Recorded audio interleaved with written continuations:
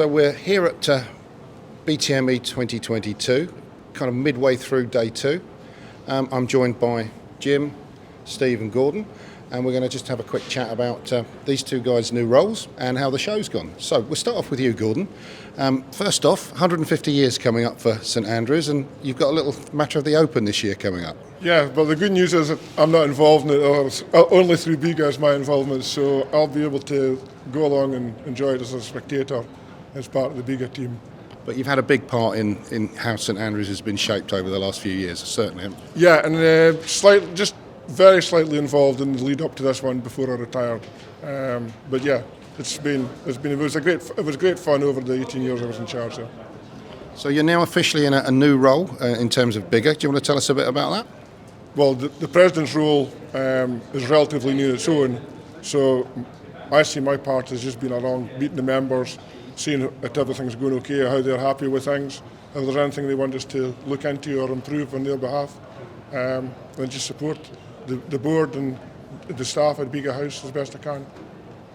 Steve, again, a new role for you. Yep. You've stepped up and been kind of announced to us as press today. Where do you see your role going? Generally, just trying to guide the board. We've got quite a few new faces on the board for people stepping up to that, and just liaising between Jim, day-to-day running of the business, and just being that sort of person in between. You know, the board are made up of greenkeepers, course managers that have got full-time jobs. It's an extra voluntary role for them. They're passionate about trying to give back to the industry and the membership. So yeah, just trying to pull all that together and give Jim somebody to speak to when he needs to. So yeah. You're part of the mental health package. Yeah, it could be. Jim, let's come on to that. I mean, you've had a tough couple of years with getting this show together. It seemed to be that if there was going to be something to conspire against you, Omicron being the most latest. How you doing? You must be delighted that the show's on, for starters, yeah? Yeah, I mean, you know me, Martin, I've known each other a while. I like a challenge. We've had a few this last couple of years. Really thrilled that we're here and thrilled that you're here. And that there are enough people here to call the event a success. Really proud of how well we've been supported by our exhibitor base. They're so flexible. We postponed at pretty short notice with Omicron, and they've turned up in numbers. We only lost less than, I think, 10% of our exhibitor base on the back of that. So we're in good health in terms of the exhibitors. They've been really supportive. We're okay on numbers. We'd have loved a few more, but then again, I think we've always loved a few more. But we know we're down, and we know that March isn't ideal. But the overwhelming feeling appears to be that everyone's happier that we put the event on and they had the conversations they did have rather than not having them at all. Okay. I think you're to be applauded for doing that, and that's the view that I'm getting around the rooms, as it were. Numbers versus quality. I think you've got fewer, as you called it, pen pickers and tyre kickers. Yeah. Do you think that quality is going to be enough in terms of the numbers of quality people? Well, of course, it's not for me to judge. It's our follow-ups with the exhibitors, the feedback. I had some really positive conversations yesterday. The guy saying it's been worth them being here already in one day. We've got a couple of guys who are a bit grumpy. It's not really worked for them just yet, and we'll see. It's a funny thing, events. It tends to, if you arrive with a positive attitude, you end up often with a positive experience. The flip side can sometimes be true, but our job is to deliver. I think we've delivered okay. Our membership was supported. It's had a lot of guys late on have made the call to come, that kind of fear of missing out thing. Yeah. So our numbers picked up really well the last fortnight. I've seen a few faces that told me they weren't coming, which is really good. And we've missed a couple with COVID and whatever else. But so far, so good. Another 24 hours to go, and we can wrap it up and properly debrief. I mean, most of us came here with relatively low expectations. It seemed to be the gods were continuing to conspire against you. Even the weather was good. I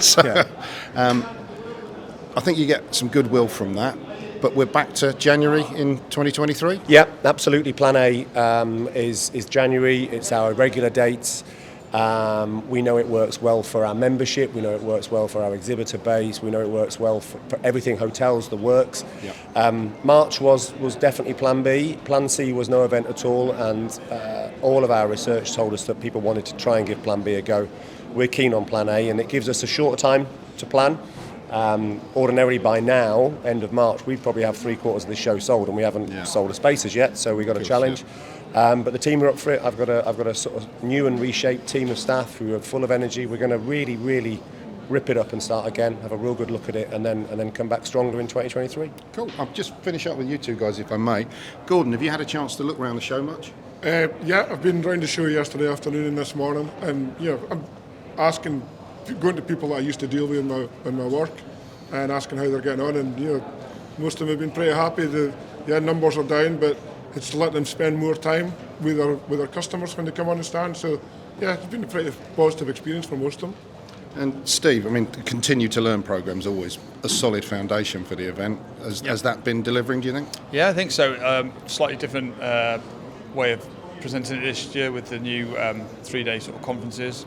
It's given a bit of flexibility and a bit of variety rather than sitting in one room all day. Yeah. With a number of different speakers, being able to dip in and out to different education going on that way. And again, I think the teams, there might not be as many people up here this year because of timings, but people are coming up. I've got a couple of my guys up doing some education today. It's kind of reinvigorating them after 2 years of, the young lads, 22-year-olds who've kind of sat back for 2 years and gone, what happened to the world sort of thing. So back engaged, so hopefully, spring's around the corner. They can crack on and progress their career from it. Well, thanks to you all. Get back to what's proving a much busier show than we thought it would be, and we'll hopefully see you again January 2023, yeah? You will. Brilliant. Thanks, guys.